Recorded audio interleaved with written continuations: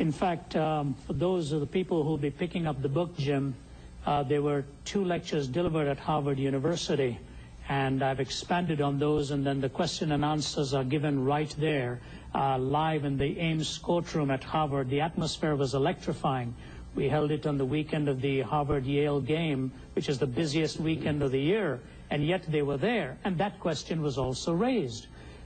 There's a long way to answer it, Jim. There's a short way to answer it. So let me give you a shorter version of it, and it's expanded upon in the book. And it basically boils down to this. There are 3 steps you take in establishing the existence of God. Now, the person has to listen very carefully, because I take them through the 3 stages. Step number 1 is this, Jim. However you section physical reality, you take the physical universe as you see it, however you slice it down to its minutest form, the fact of the matter is you end up with a physical entity or quantity that does not have the reason for its existence in itself. Ultimately, the physical universe reduced in any form cannot explain its own origin. It has to find its explanation outside of itself, which means the first explanation of a universe as we see it has to have something that is non-physical as a first cause. So you've got a kind of a haunted universe without knowing what the first cause is. Next, you come to the argument for what we call not from design, but to design. And that's what I said. If you walk onto a planet and see a wrapper of a McDonald's hamburger and see letters of an alphabet, you immediately know that there is information there. And logic tells you, Jim, as it tells everybody listening, where you see information, you assume that prior to that information is a mind.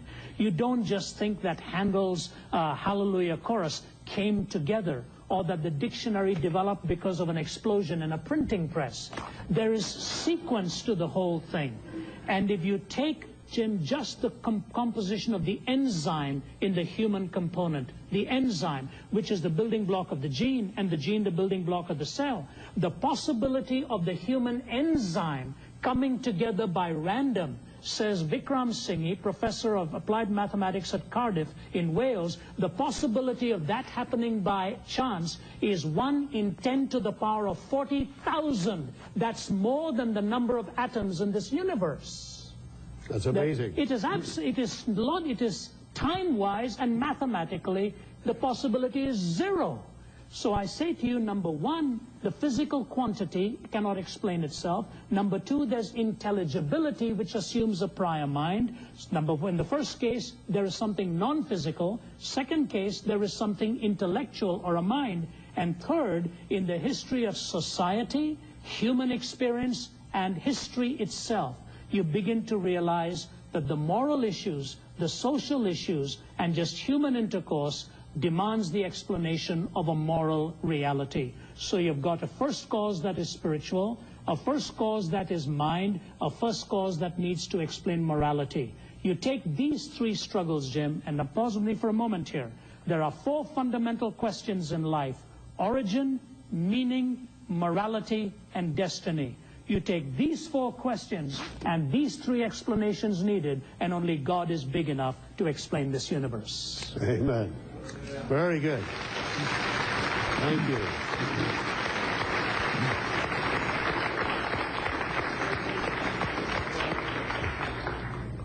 Well, Doctor, when you go around and talk at Harvard and at Cornell and things like this, what are the questions that seem to be most on the minds of students today?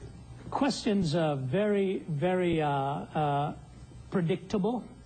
I could take a sheet of paper, Jim, and I'm sure you're experienced enough in this too. If I were to take a sheet of paper before I walked into an auditorium and wrote out 20 questions and you held it in your hand, you can pretty much check them out as they come.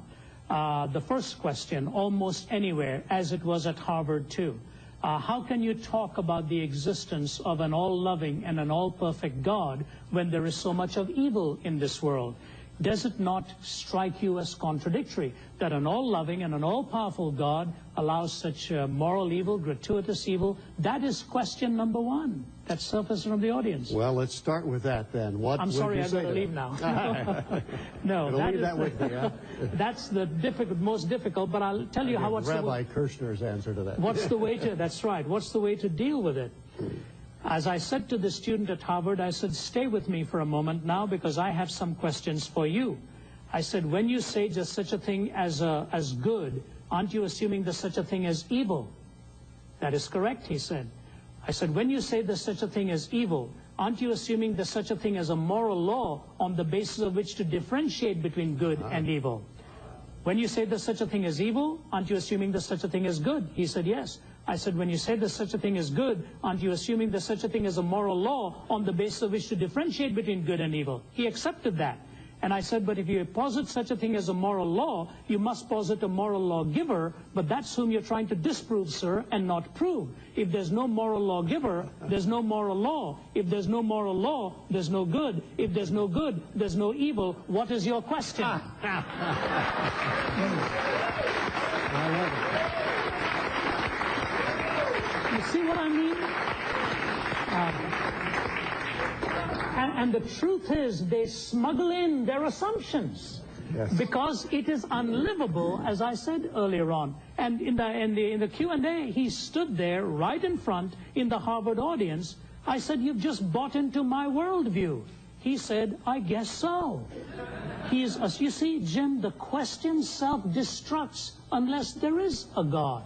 So what you have to demonstrate is how, with God who exists in this universe, can you explain the reality of evil? And that, of course, takes you all the way to the cross, and how in the message of the cross, evil was dealt with, forgiveness was offered, and the life of Christ comes and now lives within me to counter evil, to live for the good, and stop the force of evil around us. Outside of God, not only is there no answer, even the question is not valid. With God, the question is valid, and with the cross, the answer is efficacious.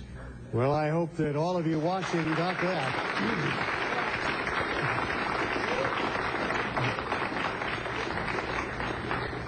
I think that is a profound answer, and if you have run into critics who have raised that, I'm sure they would be stopped in their tracks.